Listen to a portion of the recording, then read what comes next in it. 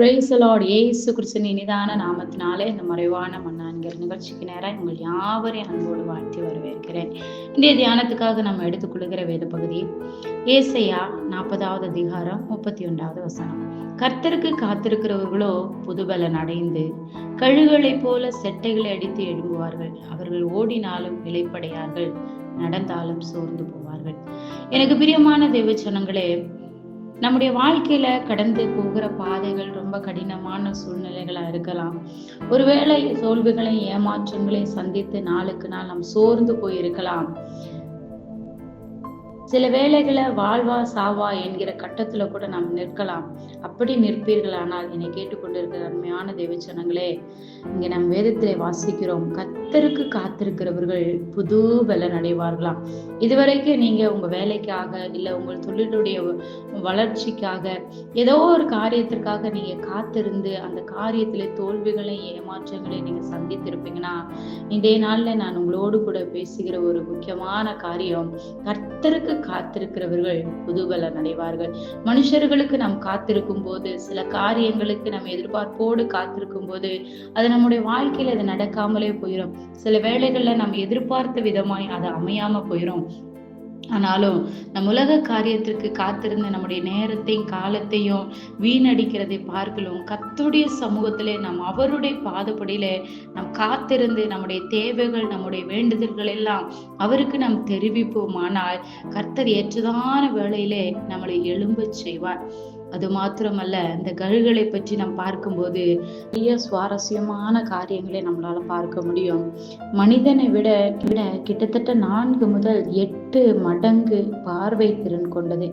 இது சுமார் 5 அடிக்கு மேல பறக்கும் போதே தரையில போகிற அதனுடைய இறையை உன்னிப்பாக அதால பார்க்க முடியும். கழுகு எல்லா பறவைகளும் மழை வரும்போது அந்த மழையை பார்த்து பயந்து இந்த பறவைகள் எல்லாம் தன் கூட்டுக்கு ஒதுங்கும். ஆனா இந்த கழுகு அப்படி இல்லை. மழை வரும்போது மேகங்களுக்கு மேலாய் பறந்து அந்த மழையே தாண்டி பறக்கக்கூடிய ஒரு ஆற்றலை பெற்றது. மற்ற பறவைகள் போல் அல்லாமல் இந்த கழுகு தன் குஞ்சுகளை பாதுகாக்கும்படி மிகவும் உயரமான மலைப்பகுதியிலையோ அல்லது உயரமான மரத்திலேயோ அது தன்னுடைய கூடுகளை அமைக்குமா.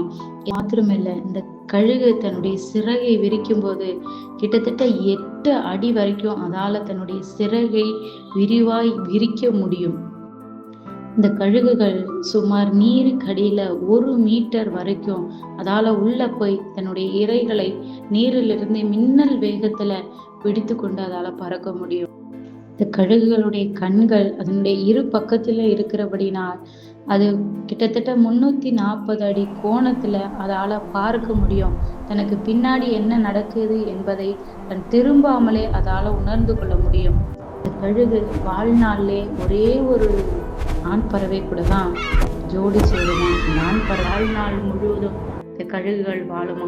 இந்த கழுகுகளை பற்றி சொல்லணுமா இருந்தா நிறைய காரியங்களை இதனுடைய திறமைகளை சொல்லிக்கொண்டே போகலாம்.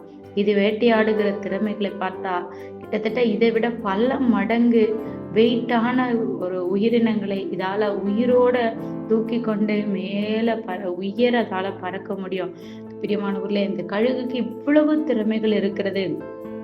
ஆனாலும் நம்முடைய வாழ்க்கையில எப்படி நமக்கு போராட்டமான சூழ்நிலைகள் வருகிறதோ இதே போல கழுகுடைய வாழ்க்கையிலையும் ஒரு பெரிய போராட்டமான ஒரு சூழ்நிலையை இந்த கழுகு கடந்துதான் வரும். வேதத்திலே ஒவ்வொரு பறவைகளையும் மிருகங்களையும் கர்த்தர் எடுத்து சொல்லும் போது அவர் சும்மா சொல்லவில்லை. அப்படிப்பட்ட மிருகங்கள் ஏதோ ஒரு காரியத்துல மற்ற பறவைகளை பார்க்கலும் இந்த பறவை ஏதோ ஒரு காரியத்துல பெஸ்டாக இருக்குது. அதே போல நம்முடைய வாழ்க்கையிலையும் ஒரு பறவைக்கே இந்த அளவு திறமை இருக்குமானால் நாமும் அதை விட மேலானவர்களா இருக்க வேண்டும் என்பதற்காக தான் வேதத்துல சில உயிரினங்களை, சில பறவைகளை, சில மிருகங்களை எக்ஸாம்பிளாக சொல்லுகிறார். இந்த கழுகை குறித்து பார்க்கும்போது இதனுடைய ஆயுசு காலம் கிட்டத்தட்ட 70 to 80 ஆண்டுகள். பிரியமானவர்களே, இது 40 வயதை எட்டும் போது இந்த கழுகுடைய சரீரம் என்ன ஆகும்னா இதனுடைய இறகெல்லாம் ரொம்ப டைட்டாயிடும். அதிக வெயிட்டானனால இதால பறக்க முடியாத ஒரு சூழ்நிலை வரும். அது மாத்திரமல்ல, இதனுடைய அழகு கீழே தன்னுடைய கழுத்து வரைக்கும் இந்த அழகு பெரிதாய் வளர்ந்துருமா. அதே போல இதனுடைய நகங்களும் ரொம்ப கட்டியா வளர்ந்துருமா. இதால வேட்டையாட முடியாது, இதால உயர பறக்க முடியாது, இதால ரொம்ப கஷ்டப்படுகிற ஒரு சூழ்நிலையில வந்துருமா. இந்த கழுகுகளை குறித்து நாம் பார்க்கும்போது, இந்த கழுகுகள் இறந்து போன உயிரினங்களை சாப்பிடாது. அது எப்பவுமே ஃப்ரெஷ்ஷா தான் சாப்பிடும். எனக்கு பிரியமானவர்களே, இப்படிப்பட்ட கழுகுக்கு ஒரு கடினமான ஒரு சூழ்நிலை வரும். அது 40 வயதை எட்டும் பொழுது அதுக்கு இப்படிப்பட்ட ஒரு சூழ்நிலை வரும். அது முன்னாடி 2 கொஸ்டின் தான் இருக்கும். ஒண்ணு, பட்டினியா கிடந்து சாவது. இன்னொன்னு, இதற்கு கஷ்டத்தை அனுபவித்து உயர பறப்பது. இப்படி 2 வழி அதனுடைய வாழ்க்கையில இருக்கும். பிரியமானவர்களே, இந்த கழுகு எந்த வழியை சூஸ் பண்ணும் தெரியுமா? பட்டினி கிடந்து சாவதை விட நான் கஷ்டத்தை அனுபவித்து மீதி இருக்கிற நாட்களை நான் சந்தோஷமாய் வாழுவேன் என்று அந்த கஷ்டம் அனுபவிக்கிற வழி பண்ணுமா. அது எப்படி தெரியுமா? இந்த கழுகு ஒரு பெரிய மலை மீது போய் ஒரு இடுக்குக்குள்ள போய் இருந்துக்கிடுமா. தன்னுடைய சரீரத்துல இருக்கிற அந்த ரெக்கையெல்லாம் ஒன்றொன்றாய் தன்னுடைய அலகை வைத்து அது பிச்சு பிச்சு போட்டு சரீரத்துல ஒரு முடி இறகு இல்லாத அளவுக்கு அது எல்லாவற்றையும் தன்னுடைய அழகால பிச்சு போட்டுருமா. அது மாத்திரமல்ல, தன் கழுத்து வரைக்கும் நீண்டு இருக்கிற அந்த அலகை அந்த பாறையின் இடுக்குல வைத்து தேய்த்து அந்த அலகை உடைக்குமா. தன்னுடைய நகங்கள், கால்கள்ல இருக்கிற உணவை வேட்டையாட முடியாமல் வளர்ந்திருக்கிற அந்த நகங்களை ஒன்றொன்றாய் உடைத்து போடுமா. பிரியமானவர்களே, அந்த அலகுகளை உடைக்கும் போதும் அந்த நகங்களை உடைக்கும் போதும் அந்த கழுகுக்கு எந்த அளவு வேதனையா இருக்கும். நான் பார்க்கிற பார்வையில நான் ஏற்கனவே சொல்லியிருந்தேன், கிட்டத்தட்ட 8 அடி வரைக்கும் அதோடைய ரெக்கையை விரிக்குமா. அப்படிப்பட்ட ஒரு கழுகு அந்த ரெக்கையில இருக்கிற எல்லா முடியையும் பிரிங்கி போட்டு பார்க்கறதற்கு ஒரு கோரமான ஒரு காட்சியை அது கொடுத்து கொண்டு ஒரு மலையின் இடுக்குல போய் இருக்குமா.